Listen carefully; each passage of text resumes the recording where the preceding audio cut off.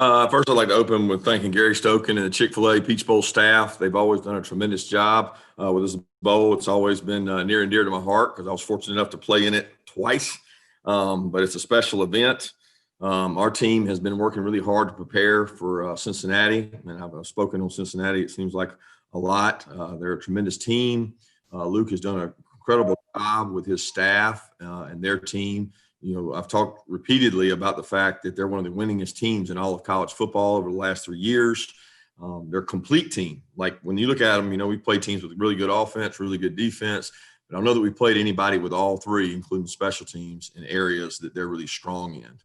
When you've got an experienced quarterback, in my time in coaching, I found that the more experienced the quarterback, the better the team is, and they certainly have that. They've got a great player. So with that, we'll open it up. All right, we'll begin with questions. We'll try to go maybe two at a time. Let's begin with Anthony Dasher from UGAsports.com, and then we'll go to Chip Towers from the Atlanta Journal-Constitution. Hey, Coach, I know we've asked you about Desmond before and a few Zoom calls that you've had, and y'all face, quote unquote dual threat quarterbacks before. What is different about the way he goes about his business that maybe opposed some of the other guys you have faced in recent years?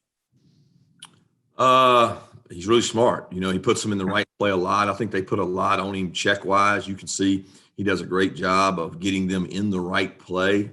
You very rarely see them in a play that is bad for them, meaning when somebody's doing this, they're doing this. They have an answer for whatever you do, and he's done a great job of putting them in the right play. And he's a really good athlete. I think it's deceiving how fast he is because he has really long legs. So when he takes off running, I mean, you see him outrunning people all over the place.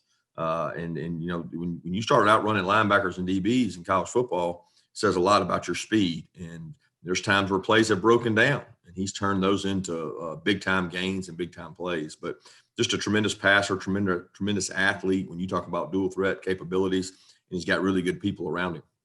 Have you ever seen a quarterback with a 91-yard touchdown run before? Not that I remember. I'm sure somebody probably has, but I don't remember anybody going 91. Thank you. Coach, you touched on this yesterday that you felt like Richard LeCount was making a pretty hard run at trying to play in this game. So since then, there's been a pretty good photo on Twitter of him, leaping for a ball in practice and him saying, shh, but could you talk about just the ability of him trying to play in this game, and what would you say that the odds are of him being able to participate?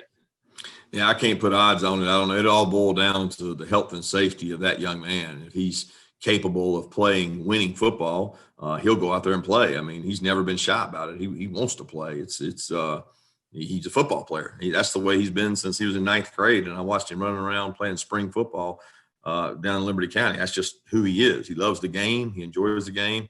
He's pushing really hard. He's taking a lot of reps. He's taking a lot of reps with the twos, but he's working hard to get out there and play. And it's going to be conditioning. It's going to be physicality. It's going to be how comfortable he is in terms of. I mean, when you go that long without playing, it's not always just straight line speed. It's throwing on the brakes. It's understanding angles.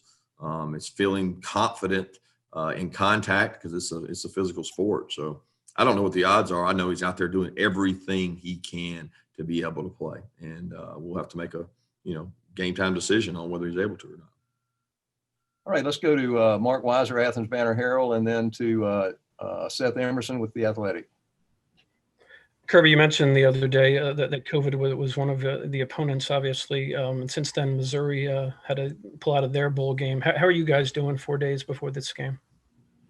It's a thrill a minute. We've had good information, bad information that changed. So it's been a struggle. I can say that, but that's really all I can say about it. I'm not going to get into details, but we've had our issues. You said you're not going to get into details. When you see information change, you're talking about positive, false, something like that? I mean, you take it for what it's worth. It just changes every day, Mark. So I'm not saying that's the case. I'm just saying that we've dealt with a lot of things, a lot more things here recently than we have in the past. Kirby, when you look at your defense in 2020, ranked first in the SEC yards per play allowed, but two games obviously stick out. Do you look at it in the big picture as you faced different kind of opponents, especially those two very high octane offenses, or do you look at it as your defense? How do you look at your defense in the context of the whole season and its performance? Well, I would first say the season's not over, so we try to look at it in the context of the entire season. And although we won't have the exact same defense out there for this one that we had most of the season, we'll have some of the same guys. But to be honest, we didn't have the whole defense out there after Kentucky the rest of the year in terms of complete and healthy. But that's the case all across college football. We try to go back and look at things from a perspective of an entire season.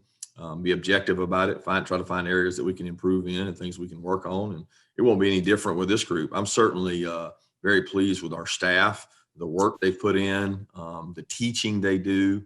I'm very pleased with our players, how hard, how conscientious they've been about learning what we want to do defensively. And look, you're not going to play in football in general, but in college football anymore, and not give up plays, because the risk you have to take to give negative plays gives you an opportunity to give up explosive plays. And one of the key ingredients is, can you give people lost yardage plays? Can you get tackles for loss? Can you get sacks? And we've actually done that at a higher clip than we have in the past. We just got to improve in not giving up as many explosives, and then you got a recipe for what you want. Let's go to Mike Griffith with Dog Nation, and then followed up with Bill Dennison from WLW Cincinnati. Hey, Coach, you've told us one of the things you do is look at the opposing defense. I want to ask you about Marcus Freeman. I know he's a finalist for the Broyles Award. I'm pretty sure you won that award yourself. That turnover streak Cincinnati has, the number 2 pass efficiency defense, what are they doing over there, and what have you seen from that coach? Well, he does a tremendous job. They have some different schemes than we play in our league, and they give you different looks. They're very multiple, and the 3-down and 4-down looks they can give you. They have a couple guys that play hybrid positions, and they can be quasi linebacker, quasi safety, and they do a good job mixing that up. So it's not like you can say, oh, they're like them. They're like, or they're like them. They're not like really anybody we play, and that's unique. And they play extremely hard. They're very sound in what they do. They're good at what they do. And when you create turnovers like they do, I mean, that's probably one of the most amazing stats that I've ever seen in terms of generating that many turnovers or that many games in a row. I mean, I've been coaching defensive football for a long time around some really good defenses, and I don't know that has ever happened. So number one, it's a credit to them and what they're doing to generate those turnovers, and we got to try to avoid them. Coach, you talked a little bit about Desmond Ridder, but what about the other offensive weapons that Cincinnati has? I mean, running backs and the wide receivers. Yeah, their backs are really physical. Both get downhill. They complement each other. Really good players. Out at wideout, they've had the emergence. The Pierce kid's done a great job. He gets the ball vertical, makes a lot of plays down the field. The speed they have out there with Young and Trey Tucker are really exceptional. When you look across the board, the complete group of wideouts, probably right there outside of Alabama, is as good as we've faced in terms of wideouts. They do a great job using their tight ends. Those 2 tight ends are huge, and they do a great job in the run game of mixing their tight ends in to create run-pass conflicts for players. And when you look at their tight ends, they do a tremendous job doing it. So Ritter's got a great group of guys there that he can use to pass the ball. Let's go to Dean Legge with Dog Post, and then to Charles Odom, Associated Press. Kirby, there's been a lot of discussion this week and leading up to this month about teams like Cincinnati, who are undefeated, not getting a shot at being in the playoff. From your perspective so far, what have you seen from them? How do they compare against teams that you've seen in playoff in the past? Well, they're, like I said earlier, they're the most complete. I think the problem this year is not necessarily them being undefeated. It's the not having the cross-conference games. It's hard to compare. Like if they had a year, and I don't know how many guys they play out of conference in a traditional year, but if they were able to go and get a Big Ten and SEC, some other opponents, it makes it much easier to compare that. It's harder this year. It's harder for us because when you look at stats and you look at resumes, everything within conference it's within your conference. So it's only relative to your conference. You don't get to get cross-conference comparisons which makes it tougher. It's not to say that if they had played out of conference opponents, they definitely would have got in. I don't know that. I know this. They're a really, really, really well-coached, sound, talented football team. And when you got a quarterback, a good defense, and great special teams, you very rarely beat yourself. So regardless of who they're playing, they're winning and they're doing it the right way. They're playing really sound football, which makes them a high-quality opponent. Kirby, as your guys have come back from their break, have you gotten a feel for their hunger, for their morale, et cetera, coming into this game? And does it make a difference, the hunger factor, not having that last senior game and also being able to play, close to home for family? Yeah, I think our guys are in a great place. I think the time away, I noticed that for the Missouri week, the best practices we had were the time away they had the weekend before for the Missouri week. And it's been kind of the same way. They got a little time away for Christmas. And since they've come back, really only been not even 48 hours, but they've been tremendous in terms of focus, attention to detail, guys being places on time. You don't have school going on, so you have a little more time with your players. But what you don't want to do is bog them down with being over here all day. There's a fine balance between too much and not enough. And balancing that as a coach is tough. So we've had morning sessions and everything like that to help out. Let's go to Jake Road, Dogs 247, and then we'll go to Anthony Patterson in Cincinnati. Kirby, you just hit on the fact that you guys don't have school right now. You're also not getting to have the traditional bowl experience. Do you try to use some of that time that they're not spending in school to maybe do new things, keep it fresh? And what are some of those things you guys are doing to have fun and kind of build team stuff and just be a family right now? Hard in COVID, opponent number 3 besides Cincinnati, there's not a lot you can do. So everything you think about doing that's fun, put a mask on them, tell them they can't go public places. And what are you going to do? Play kickball, play wiffle ball in the indoor. They're over here a lot already, So the fun we try to have is in the meetings, in our walkthroughs, in our focus for the game. But the fun is always been in winning for me. And how do you win the game best? You have good practices. You have competitive practices. You try to raise the temperature a little bit to get the competitive nature and the fire with which your opponent's going to play with, and say, hey, match my intensity in practice. If I'm not going to be the guy in the game, can you match my intensity in practice so that you can match his when the game time comes?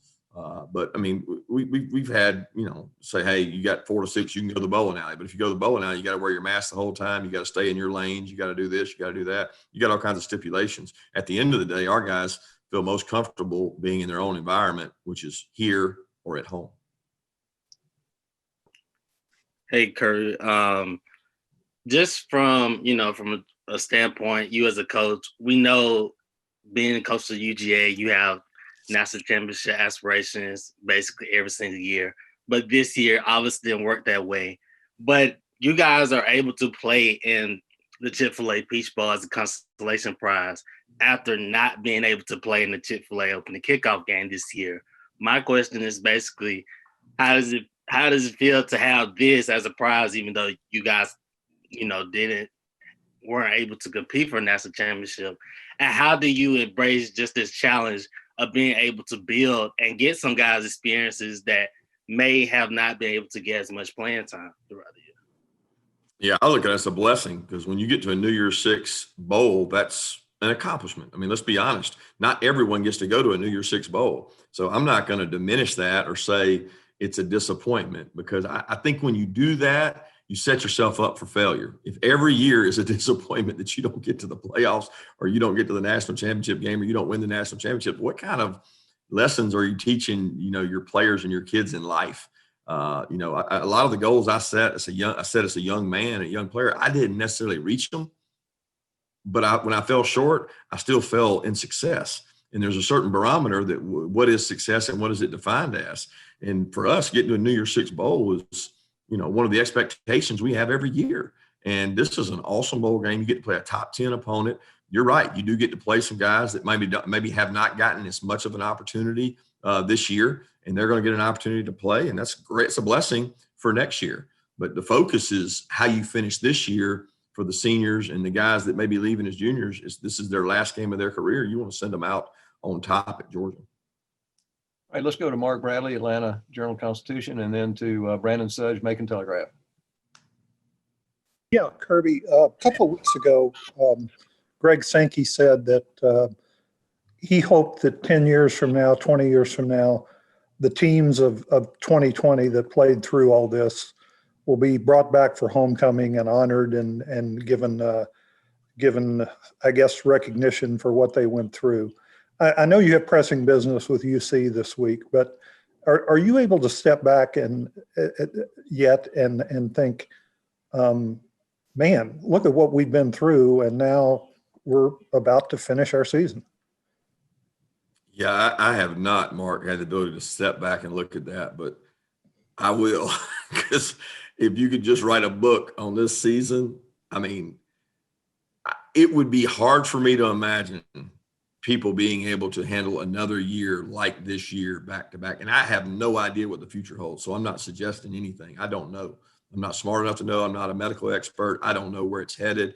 But I think when you talk across the board, it's like you don't really know what your pain threshold is for pain until you have pain. I'm not comparing this to pain, but I'd like to be able to say, I don't know what the threshold is for what you can deal with in a season and stay sane. And we've stretched that rubber band about as far as you can. The elasticity is ready to break in terms of what you can withstand to have a season and go through. And it's really tough because it's competitive, and look at the coaches that lost their jobs during this year. I mean, that just, to me, shows it wasn't a free pass year. It wasn't that. And sometimes for the kids, it kind of was. But for the guys that are organizing things and trying to stay on top of it and win games, it's extremely competitive, and rightfully so, because we're paid a lot of money. But to go through another year like this and to look back on this year, I definitely think it will be looked upon as, this group was a special group to endure what they've endured. Thank you. Hey, Kirby, kind of following up on that. I mean, after you guys have gone,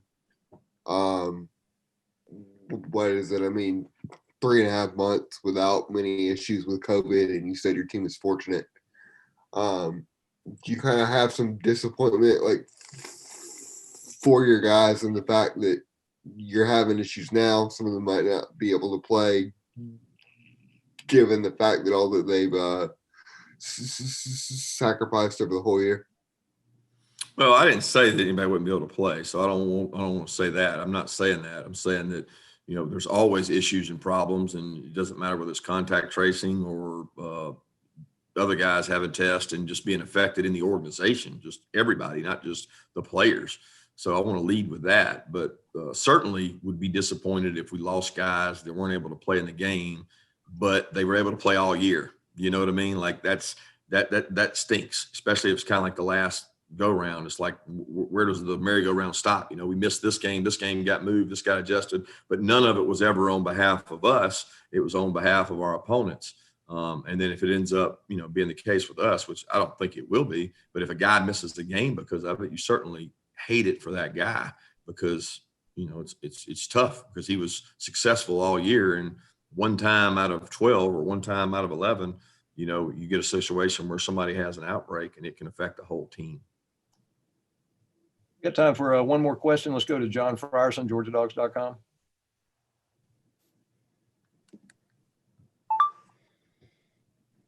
Okay, last question. Allison, do you have one from WSB? Last call, David Pascal. Kirby, just kind of curious. I know this thing is going to be configured to seat 15, 16,000 or whatever it's going to be. Do you expect some kind of atmosphere in here? And if I had to ask, having gone through this season, what's been the best atmosphere y'all have played in? Was it the early game against Auburn? I mean, that seemed kind of loud. I just didn't know what the best atmosphere you've experienced. Yeah, not really thinking about it, I would probably say the Auburn atmosphere would have been the best. And that night at home for us seemed like it had the most crowd noise to it. I expect it to be great. You would think it might be louder in the dome with that number of people, because that's outside. Outside you figure the noise may not be the same, but I'm expecting it to be as good as we've played in anywhere in the Dome, because I think it'll seem more full than maybe a 93,000 seat stadium with 20,000, as opposed to whatever Mercedes holds with how many we have in it. I'm expecting it to be a great atmosphere. But again, the players turn that off once the game starts. I know it's hard to believe, but you don't hear that, whether there's 15, 20 or 90,000, you go out and play the game.